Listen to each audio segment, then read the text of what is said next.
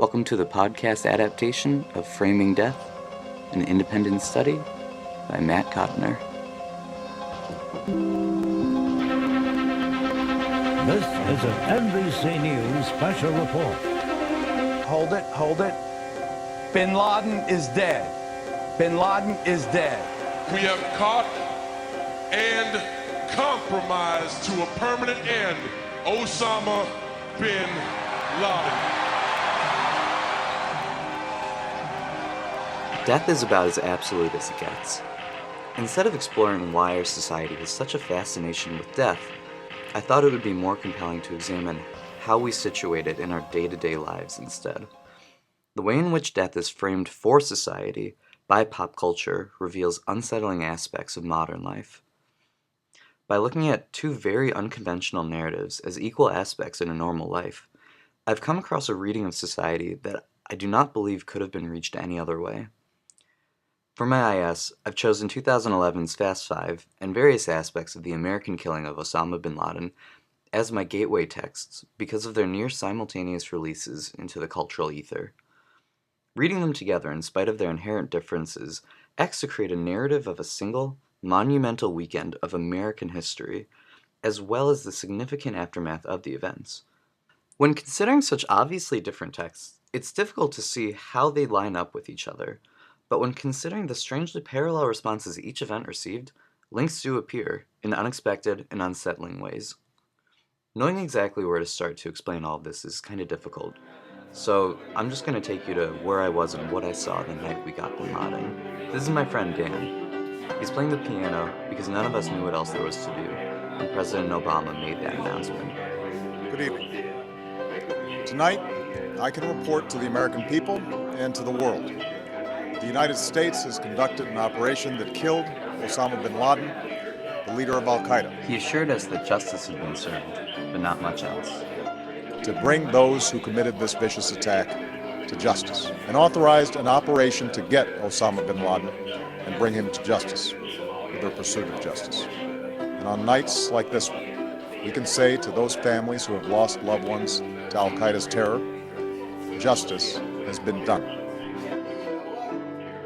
We talked a little about the nature of justice and what if maybe we could have gotten him alive, but it all trailed off because we only know what we were told, which wasn't much. So Dan sat down here and started playing. We shouted along, and I don't think any of us knew if we were being ironic, patriotic, or both. That was May 1st, 2011, on a late Sunday night. 2 days earlier, Fast Five was released as the first event movie of the summer. It was of course a massive success, pulling in over $86 million in its weekend alone. But it was a rare critical success as well, rightfully praised for its coherent and exciting action bravado. By the time the next weekend had rolled along, we were all ready to stop talking about the big, serious stuff and just settle for a lot of shit being blown up. So we went here, to Movies 10, to catch up an early showing of Fast Five. It was everything I wanted it to be. It had the right amount of playful humor, outlaw swagger, and of course, strongly executed acts of spectacle. The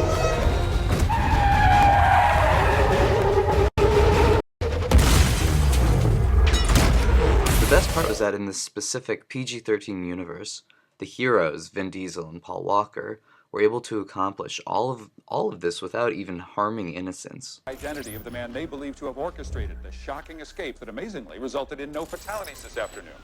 Great. But then, about 15 minutes into the movie, something pretty unsettling happens during a standard train robbery that goes wrong. That's the sound of Vin Diesel throwing an unnamed henchman off the side of a moving train into steel barricades. What shook me the most was how quickly the plot returned to the heist. What could have signaled a significant tonal shift towards a darker story was simply ignored. I continued to try and enjoy the movie, though, trying not to think about who killed who. As long as Vin Diesel was still around to paw at the rock, I was satisfied. But then the climax comes. Paul Walker and Vin Diesel drag a 25-ton vault through the streets of Rio, causing a wake of destruction wherever they go, with little to no regard for the people around them. This is them crashing through a bank. It's too tight, we're not gonna fit. We got no choice now!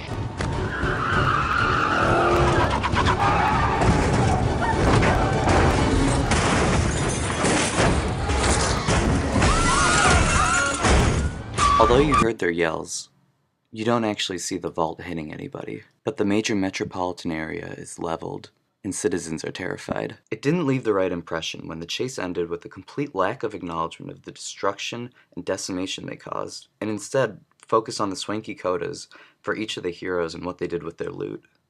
Later, in the summer, I began to think about IS, and I kept coming back to Fast 5.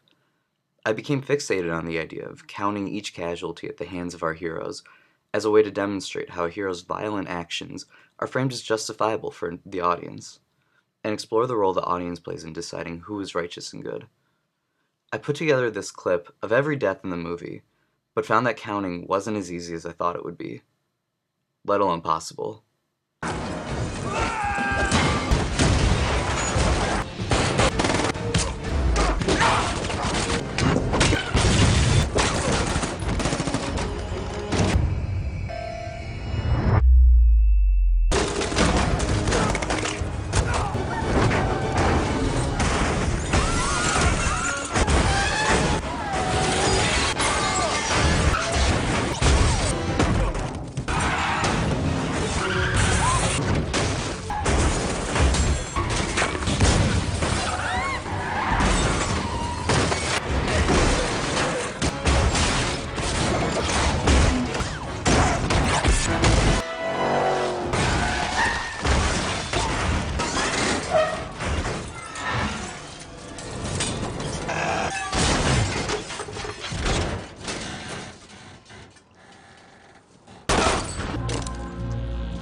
The issue I had with counting was that for every one quantifiable death by gunshot, there would be at least 3 more for a wake of destruction from the Rio chase scene. Because so many of the deaths occur off-screen, or perhaps not at all, the kind of violence that Fast 5 espouses is that of inconsequential. The deaths are meant to be overlooked, because they're not important to the main storyline, and they certainly aren't important to the characters. This left me feeling more than a little uneasy. This issue became more pressing to me than simple on-screen violence. That death is not something to be contemplated.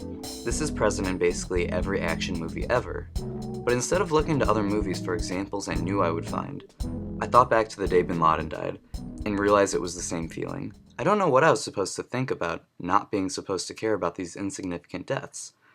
And yet, I still enjoyed the movie. I still celebrated when I found out Osama was dead. And so did the rest of America.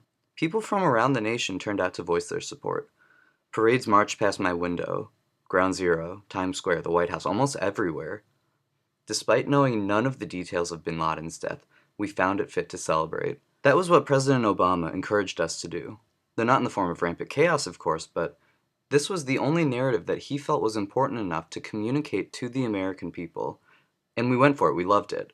Just as we loved the movie that we were told was going to be pure spectacle and ass-kicking excitement. There are in fact many more layers to my argument. For example, coming from a terrorist studies perspective, I perform a close reading on Fast 5 itself and determined that the heroes are in fact terrorists in their own right. I performed an analysis of the message behind Fast 5's marketing campaign and put it with a direct correlation to the president's methodology of shaping the narrative in the days following his speech that similarly disallowed thoughtful commentary to arise. Because these two events occurred in such close proximity to each other, they merit consideration as important narratives within pop culture and culture alike. Though they are traditionally seen as inherently separated and different from each other, the way in which they communicate a way of not considering death shows more similarities in them than previously thought. This points to a damaged society where fiction is beginning to mirror reality, or perhaps the other way around. People aren't just escaping reality in the movie theater anymore. They're escaping reality in reality itself. And that's the way society seems to want it. Though my project is called Framing Death, I would argue that this is essentially what we are not doing today. Between the bloodless shootings in the cinemas and the invisible bodies of our most hated enemies, we actively do not frame death. Rather, we ignore it. We push it out of the picture. With this year's crop of blockbusters fast approaching, I hope you'll consider what you're being shown, what you paid for, and what you want to see.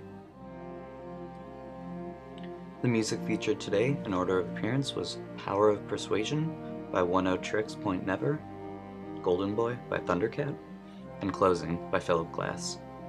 Soundbites courtesy of NBC News, Fox News, The White House, WWE, the Associated Press, and Fast 5. I'm Matt Codner, and I want to thank you for listening. I'd like to thank my advisor, Matt Hooley, and all my friends and family for supporting me through this whole process, and I hope you have a good summer.